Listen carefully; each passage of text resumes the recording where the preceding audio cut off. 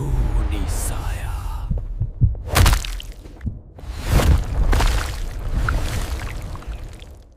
रिचा, रिचा, अरे ये लड़की भी ना 1 महीने की छुट्टियों पर आई है, लेकिन एक पल भी घर में टिकती नहीं।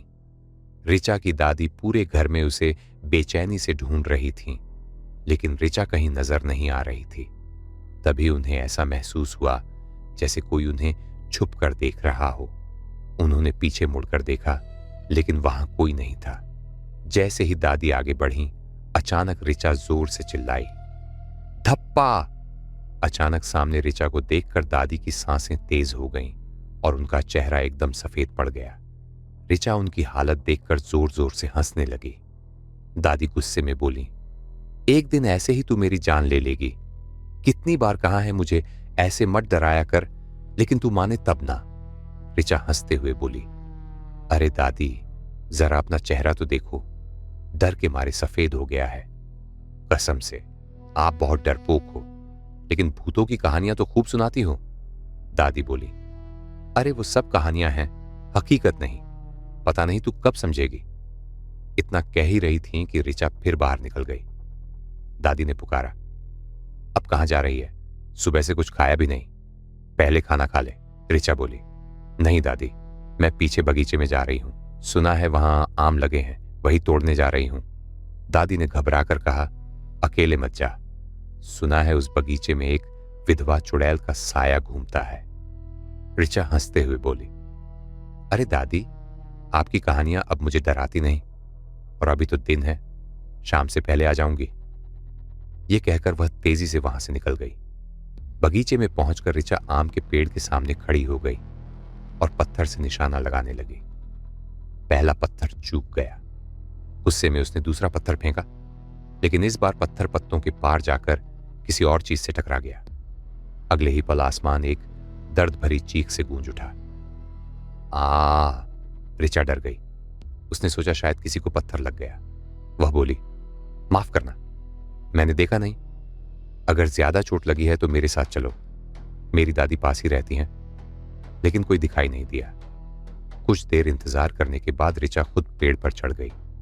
वहां उसे एक लाल कपड़े में बंधी पोटली दिखी, जिससे खून टपक रहा था। रिचा ने सोचा शायद किसी ने किसी पक्षी को बांध रखा है। उसने पोटली उतारी और नीचे आकर खोली। अंदर ढेर सारे सोने के गहने थे और एक हड्डियों से भरा छोटा घड़ा जो टूट चुका था और उसकी राख गहनों पर फैली हुई थी। रिचा ने जल्दी जल्दी गहने साफ किए और अपने पास रख लिए। कुछ तो पहन भी लिए। वह खुश होकर बोली, आज तो दादी बहुत खुश होंगी, लगता है किसी चोर का खजाना है, और हंसते हुए घर लौट आई।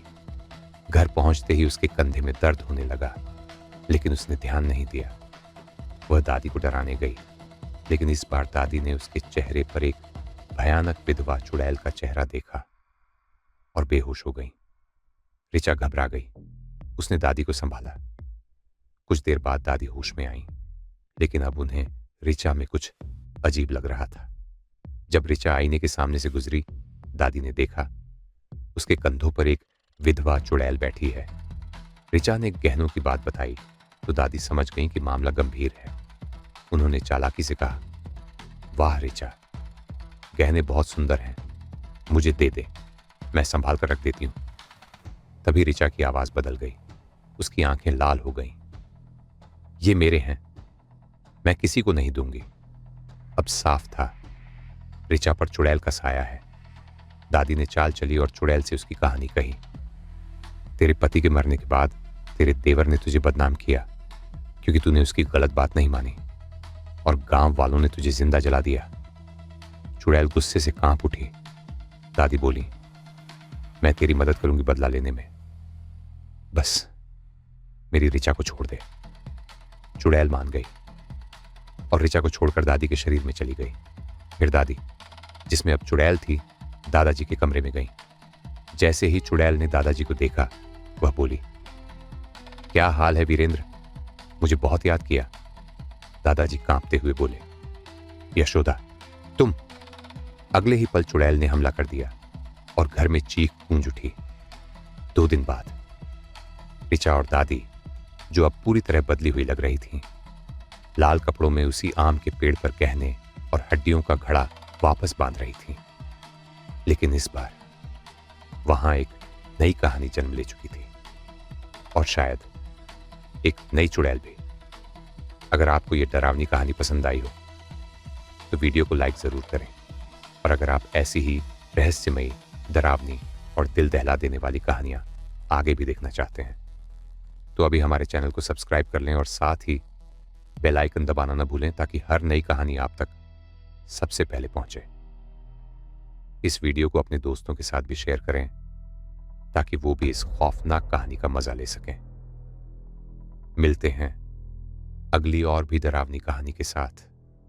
तब तक संभल कर रहिए, क्योंकि पता नहीं कौन कब आपके पीछे खड़ा हो।